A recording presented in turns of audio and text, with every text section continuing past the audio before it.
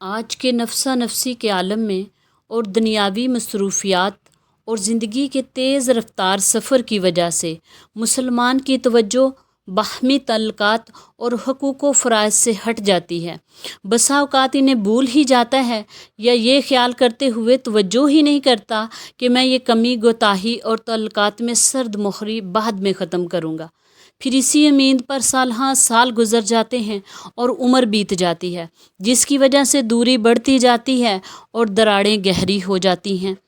اسلام محبت، بلائی، سچائی، اخلاص و اثار، خیر خواہی اور ہمدردی والا دین ہے۔ اسلام دشمنیوں کو محبت میں تبدیل کرنے والا دین ہے۔ اللہ تعالیٰ کے نبی صلی اللہ علیہ وسلم نے محبتوں کا انقلاب برپا کیا، جس کی وجہ سے دشمن بائی بائی ہو گئے۔ رسول اکرم صلی اللہ علیہ وآلہ وسلم نے مسلمانوں کو باہمی محبت میں ایسا یکجا کیا کہ وہ مختلف ہوتے ہوئے بھی ساتھ ساتھ رہتے ہیں۔ اسلام نے سماجی تعلقات کو بھرپور اہمیت دی، سماجی تعلقات پر اتنا اجر بیان کیا کہ تعلقات میں پہل کرنے کی ترغیب ملے تاکہ دل آپس میں جڑ جائیں، باہمی تعلقات گہرے ہوں، ایک دوسرے کی ضروریات پوری ہوں، معاشرے کے سب افراد اچھے اخلاق اور بہترین تعامل کو فطرت ثانیہ بنا لیں، پھر میزان بھی نیکیوں سے بھر جائے اور درجات بھی بلند ہو جائیں۔ حضرت نعمان بن بشیر رضی اللہ تعالیٰ عنہ فرماتے ہیں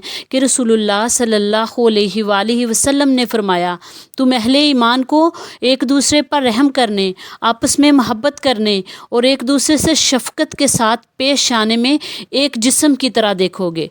جس کے ایک عضو کو اگر تکلیف پہنچے تو سارا جسم بے قرار ہو جاتا ہے، اس کی نیند اڑ جاتی ہے اور سارا جسم بخار میں مبتلا ہو جاتا ہے۔ حضرت ابو موسیٰ اشعری رضی اللہ تعالیٰ عنہ روایت کرتے ہیں کہ رسول اللہ صلی اللہ علیہ وسلم نے فرمایا، ایک مومن دوسرے مومن کے لیے امارت کی طرح ہے کہ اس کا ایک حصہ دوسرے حصے کو تقویت دیتا ہے، اور آپ صلی اللہ علیہ وسلم نے اپنی انگلیوں میں پنجہ ڈال کر بتلایا۔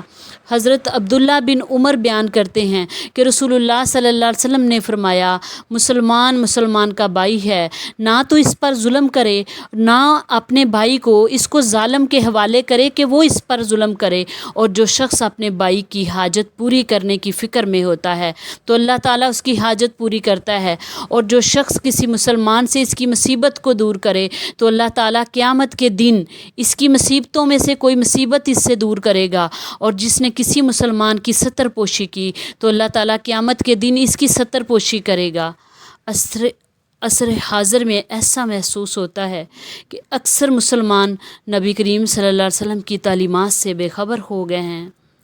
نفسا نفسی کا عالم ہے، اخلاص و اثار، جذبہ قربانی، محبت و بلائی اور ہمدرد و خیر خواہی کے اوصاف انسان محبت و خیر خواہی کے اوصاف سے خالی نظر آتے ہیں، جبکہ اخوت و محبت کا ابتدائی تقاضا یہ ہے کہ ایک مسلمان دوسرے مسلمان کی جان و مال کا احترام کرے، جان کی بلائی اور ہمدردی اور انسان ایک دوسرے کی جان کی بلائی اور ہمدردی اور اس کی بیمار پرسی کرے کہ جب کوئی عزیز رشتہ دار یا مسلمان بھائی بیمار ہو تو اس کی بیمار پرسی کی جائے، بھوکا ہو تو کھانا کھلایا جائے، اگر مشورہ طلب کرے تو اچھا مشورہ دیا جائے، فوت ہو جائے تو جنازے کا اہتمام کیا جائے، کوئی کسی کام کو کرنے کی قسم کھا لے تو اس کو پورا کرنے میں اس کی مدد کی جائے، مظلوموں کی مدد کی جائے۔ جب باہمی حقوق ادا کیے جائیں تو تعلقات مضبوط ہوتے ہیں، جن کی بدولت مضبوط، آہنی اور گہری بنیادوں والا مسلمان معاشرہ تشکیل پاتا ہے۔ حضرت ابو ہریرہ رضی اللہ تعالیٰ عنہ فرماتے ہیں کہ میں نے رسول اللہ صلی اللہ علیہ وسلم کو فرماتے ہوئے سنا، ایک مسلمان کے دوسرے مسلمان پر 5 حقوق ہیں: سلام کا جواب دینا، بیمار کی عیادت کرنا، جنازوں کے ساتھ جانا، دعوت قبول کرنا اور چھینک کا جواب دینا۔ اللہ تعالیٰ ہمیں آپس میں سارے حقوق و فرائض پورے کرنے کی توفیق عطا فرمائے، آمین یا رب العالمین۔